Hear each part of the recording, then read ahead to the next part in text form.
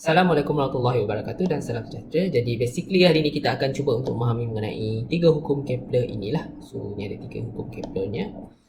So kita pergi kepada hukum Kepler yang pertama. Hukum Kepler pertama, orbit setiap planet adalah elips dengan matahari berada di satu daripada titik fokusnya, ya. So awak fokus kepada dua benda inilah. Pertama adalah elips dan kedua adalah fokus.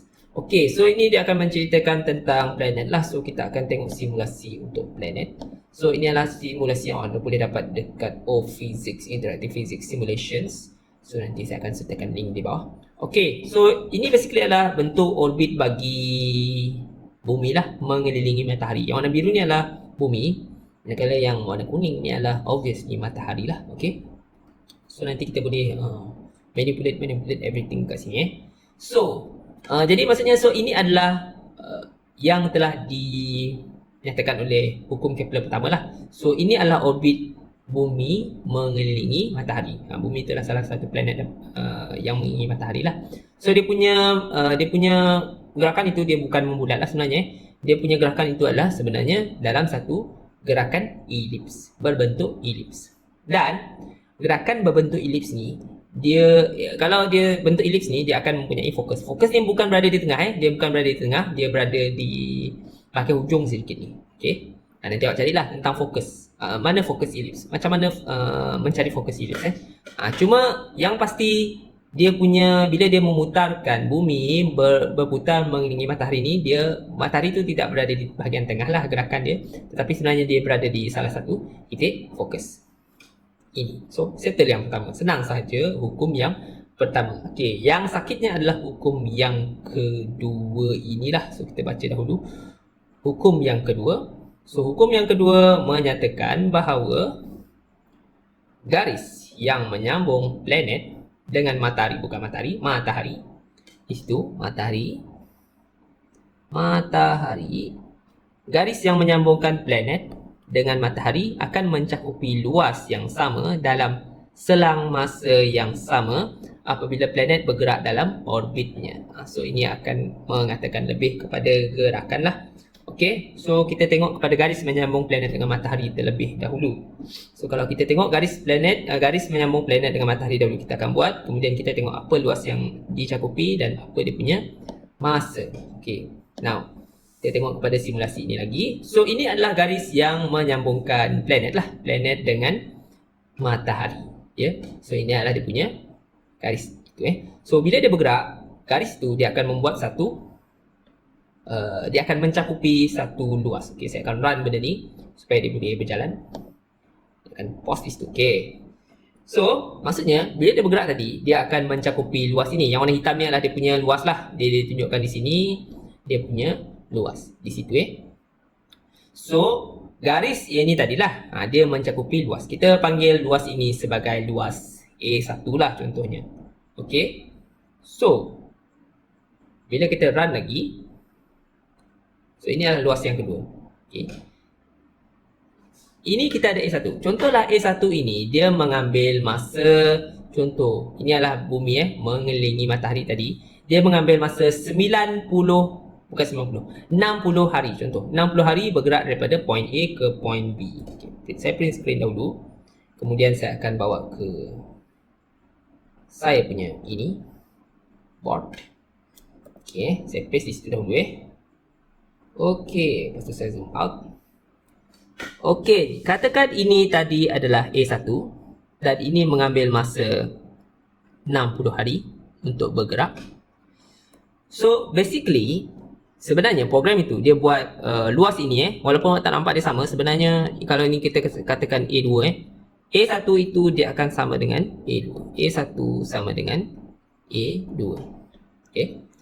Baik, jadi maksudnya untuk dia buat A2 ini pun, inilah yang dikatakan oleh hukum Kepler kedua, iaitu kalau dia punya luas ini sama dan masa dia adalah 60 hari untuk diputar, maksudnya kalau kita katakan A2 ini mempunyai luas yang sama dengan A1, maksudnya masa yang diambil untuk mencakupi luas A2 ini pun sama juga adalah 60 hari. Dan obviously di sini kalau kita tengok jarak contoh saya namakan A ke bukan A kita gunakan A kecil lah, A kecil supaya tak confuse. A kecil ke B, C kecil ke D. Obviously A ke B ini dia punya jarak itu pendek kan. C ke D tu jarak dia lebih panjang. So C ke D tu dia lebih laju ni dia lebih laju. Ini pula dia akan jadi lebih perlahan daripada situ lah. Tapi apa yang samanya dengan dua keadaan ini, A ke B ini adalah dia punya masa itu sama. Masa dia sama, 60 hari. Cuma jarak A ke B tu pendek. Jarak C ke D tu lebih panjang. Dan selain daripada masa, dia punya luas itu pun sama Luas A1 itu yang dicakupi oleh gerakan planet itu daripada A ke B ini adalah sama dengan luas yang dicakupi oleh planet daripada C ke D. Luas ini sama dengan luas ini sama, walaupun awak nampak ni lebih panjang. Okay. So basically itu adalah hukum Kepler kedua lah. So dia cakap dia punya luas yang dicakupi oleh gerakan dia tadi. So kalau dia mencakupi luas yang sama dekat tempat lain, maksudnya masa dia untuk mencakupi luas tersebut adalah sama. Okay. Dia punya masa adalah sama Okay, jadi maksudnya apa implikasi dia di sini? Kita akan cuba perhatikan sekali lagi gambar rajah tadi. Kita akan cuba perhatikan dahulu gambar rajah ini Saya akan teruskan gerakan ini So dia ada efek dia yang jelas di sini Tekan gerakan, saya akan ikut gerakan dia 3 kali. Satu putaran, satu. Di sini lahan 2. Lepas tu kita ada sini 3. Okay. Kalau kita perhati di sini, bila dia jauh ni lah, kan, dia bergerak dengan perlahan. Tapi bila makin dekat dengan fokus ini, kalau perhatikan dia jadi semakin laju. Sini perlahan laju, makin laju. Betul ke situ? Jadi maksudnya itu adalah implikasi hukum Kepler kedua lah. Maksudnya kalau dia berdekatan dengan bahagian fokus ni, dia akan jadi semakin laju. Makin jauh dia daripada fokus tersebut, dia akan jadi semakin perlahan lah. Itu maksudnya dengan hukum Kepler kedua tadi. Itu salah satu implikasinya lah. Okay. Baik, sekarang kita akan cuba apply hukum Kepler ketiga dalam satu contoh. Okay, basically hukum Kepler ketiga ni kita ada matahari. Kemudian kita ada contoh planet 1 Yang planet 1 dia mengelilingi matahari ini So kita ada dua kuantiti yang kita tengok. Pertama adalah dia punya tempoh orbit. Tempoh orbit ni maksudnya dia punya tempoh untuk dia bergerak mengelilingi matahari dalam satu putaran yang lengkap lah. Okay, itu yang pertama. Kedua, kita ada kena tengok dia punya jejari orbit. Okay. Jejari orbit ini adalah jejari putaran bagi jejari gerakan membulat yang dibuat oleh planet itu apabila dia mengelilingi matahari ini So basically ini adalah dia punya R. So dikatakan bahawa R dengan T itu hubungan dia adalah R kuasa 3 berkadar langsung dengan T kuasa 2. Kuasa 2 tempoh orbit planet tersebut. Kalau saya susun balik ini, maksud perkadaran ini adalah R kuasa 3 itu bersamaan dengan per malar darab dengan T kuasa 2. Okey. So kalau saya susun balik ini, maksudnya kita akan boleh dapat R kuasa 3 per T kuasa 2 akan sama dengan K, di mana K itu adalah pemalar. Maksudnya daripada hubungan tersebut, R kuasa 3 jejari orbit bagi planet tersebut kuasa 3 bahagi dengan tempoh orbit planet tersebut kuasa 2 akan sama dengan dia punya pemalar. Maksudnya nilai ini dia akan sentiasa sama untuk planet-planet yang mengelilingi matahari.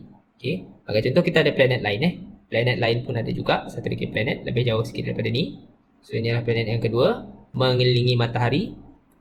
So kita ada dia punya T2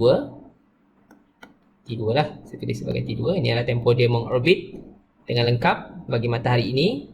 Dan dia ada satu jarak dia dengan matahari. So jarak dia dengan matahari itu akan dipanggil sebagai dia punya jejari orbit R2.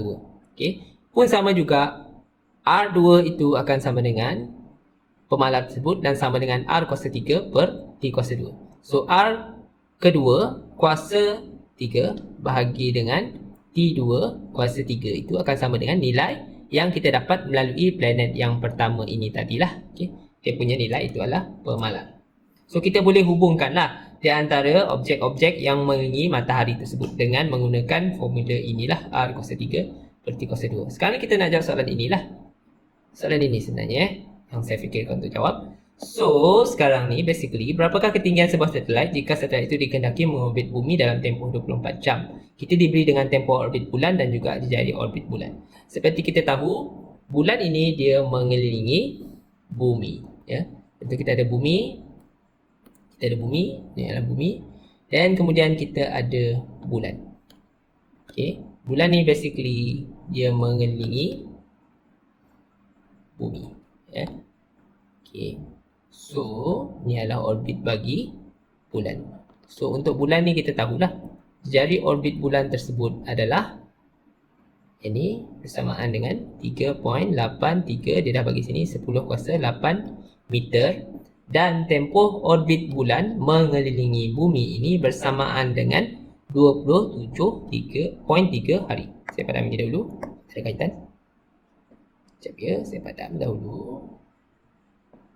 Okey, so ini adalah 27.3 hari untuk dia mengorbit bumi. Okey, now saya ada satu satelit yang saya nak letakkan dia. So apa yang saya nak buat pada satelit ni? Satelit ni saya nak letakkan dia pada orbit. Dia nak mengorbit bumi sama macam bulan juga. So dia akan berada pada satu ketinggian. Ya. Okay, dia akan mengorbit bumi, memusing bumi ni dalam satu orbit. Dan kemudian dia akan ada satu ketinggian. Dan ketinggian tersebut adalah, contoh saya panggil sebagai R. Saya tak tahu dia punya ketinggian berapa. Dan kita nak tahulah berapa dia punya ketinggian. Dan contoh kita nak dia mengorbit dalam masa 24 jam. Berbeza dengan bulan lah. Bulan tadi adalah 27.3 hari. Okay, sebelum ni saya cakap kalau gunakan formula, apa-apa formula. Contoh saya ada formula ni tadi. Maksudnya kalau untuk contoh planet ni tadilah. Untuk planet ni kita ada dua objek. Maksudnya kalau kedua-dua objek itu mengelilingi satu objek yang samalah. So kita boleh tulis relation dia sebagai, ingat lagi, R kuasa 3 R kuasa 3. R kuasa 3. Contoh kita ada dua. R1 kuasa 3 per T1 kuasa 2. Ini adalah untuk objek yang pertama. Dia akan malar, dia akan sama dengan R2 objek yang kedua, jejari orbit objek kedua bahagi dengan dia punya tempoh orbit. Okay. T2 kuasa 2. So sekarang ini macam saya cakap sebelum ni, kalau awak gunakan formula awak kena tukarkan dahulu. Tapi dekat sini saya tak gunakan formula untuk cari nilai. Saya gunakan formula itu sebenarnya untuk buat satu perbandingan. So kalau perbandingan saya tak perlu tukarkan Saya tak perlu tukarkan. So cuma bila awak bandingkan, dia punya perbandingan itu harus samalah. Ini dalam jam, ini dalam hari. So hari ini saya akan tukarkan kepada jam lah, sebab saya tak perlu cari nilai. Saya cuma bandingkan saja antara dua nilai tersebut. So 27.3 hari ini saya akan convertkan dahulu kepada jam. So basically dia punya T itu sebenarnya sama dengan 27.3 darab dengan 24 jam. Okay, saya akan gunakan kalkulator di sini. So basically kita ada 27.3 hari. 27.3 hari darabkan dengan 24 jam. So saya ada 655.2 jam. 655.2 jam. So itu adalah untuk bulan dalam bentuk jam. Dan untuk satelit pula kita ada 24 jam. Okay. So saya just gunakan formula ini sahaja. Perbandingan itu sahaja untuk saya kirakan berapa dia punya R2.